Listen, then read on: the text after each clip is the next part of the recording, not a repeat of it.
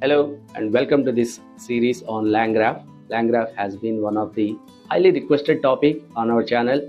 Finally, I found the time to create and record this course. I'm very excited to bring this course to you.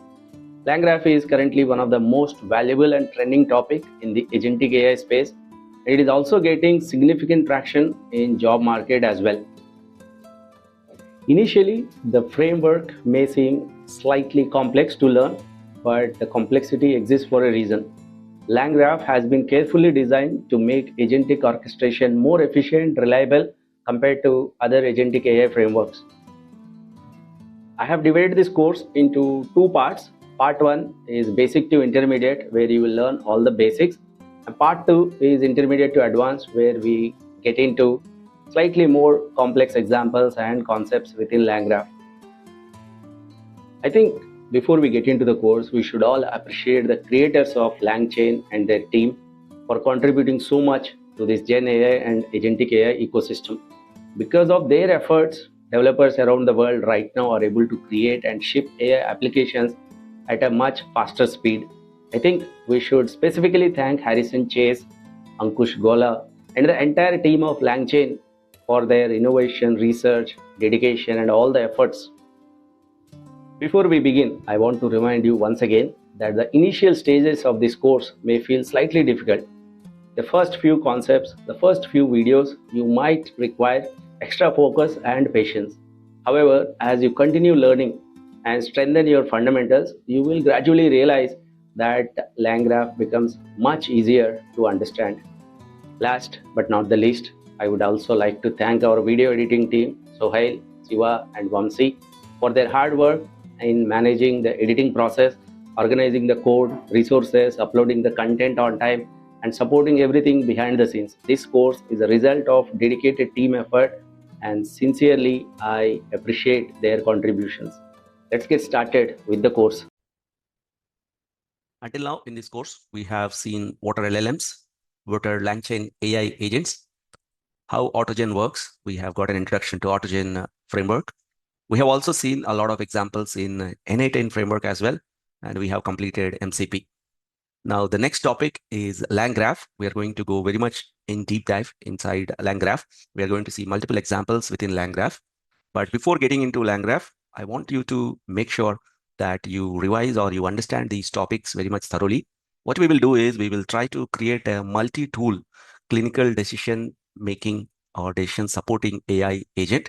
An AI agent which will use SQL, an AI agent which will also connect with Python and then RAG. Also, it will get connected to our website results. This AI agent has 4 tools inside it.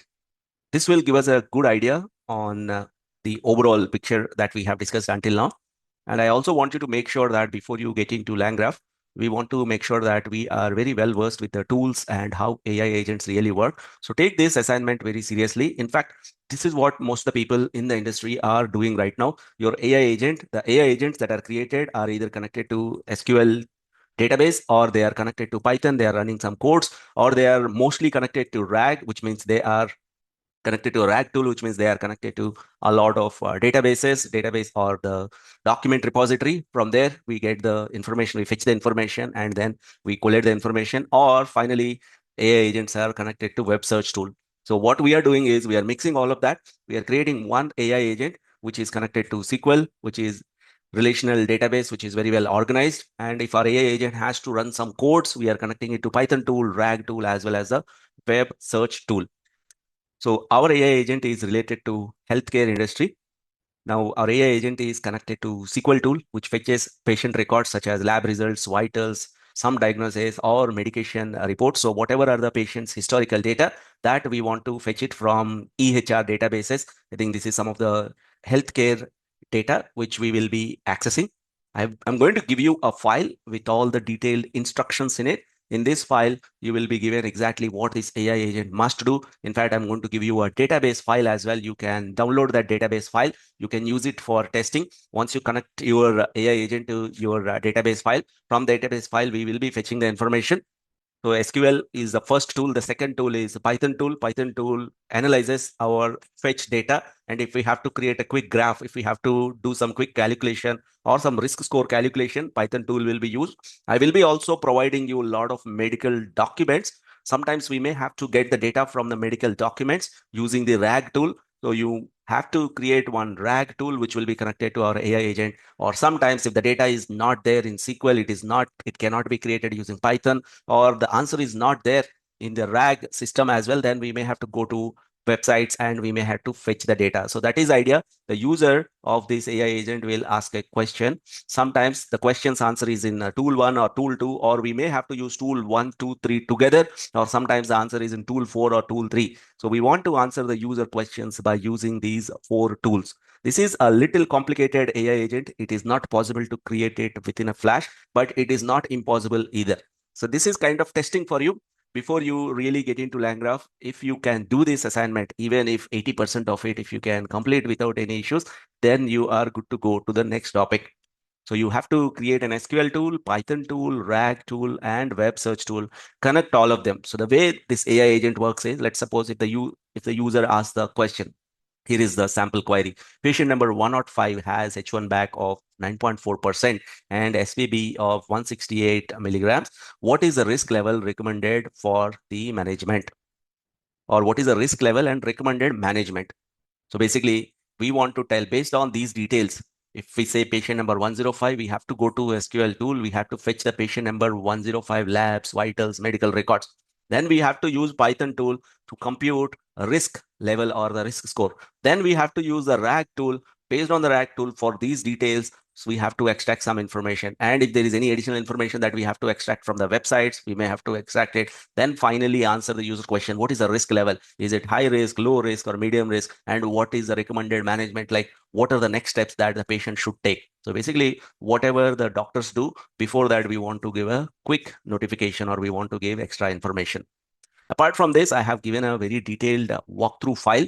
I want you to go through that walkthrough file, then you will get understanding. Imagine I'm your client and I want you to build an AI agent. And this is the requirement document that I have given you. In this requirement documents, I have given the all details, exactly what I'm looking for, what this agent does, overall, what is the problem statement that I am solving. That is what I'm trying to write it here. And I'm also giving the EHR data, the complete database details, every table, and the details are given here. This can be a very good portfolio project. In fact, I have given the solution itself in this. Try not to copy paste as it is. You understand the complete details of what is happening and you try to write maximum code by yourself. In fact, I have given the code file link as well. The solution is also given to you, but I encourage you to give it a try by yourself. Make sure that you do not copy paste this solution as it is. You try to do it by yourself. In fact, once you do it, you can keep it as a very good project on your CV as well. In fact, not just the healthcare, you can take any other industry. You can take any other industry and try to replicate the similar agent. I have worked in, let's say, e-commerce. I have built an AI agent, let's say in credit risk. I have built an AI agent in banking, which uses SQL tool, which uses Python tool, which uses RAG tool, web search. And finally, we give the results based on all these 4 tools. That is what we can write on your CV as well. So I have given the complete code here, and you can go through that code, but I really encourage you not to look at any of these code. I want you to understand the requirement and try to create by yourself. And if there is if at all you are getting stuck, then you can go through this walkthrough file or you can go through this code file. So go ahead, complete this assignment. Once you're done with this is a test. So a lot of times we get to get this doubt. Let's say if I'm starting LangGraph, what is a prerequisite? For the LangGraph, the prerequisite for you is completing this assignment. Once you can comfortably complete this assignment, that means you are through. You are ready to get started with LangGraph.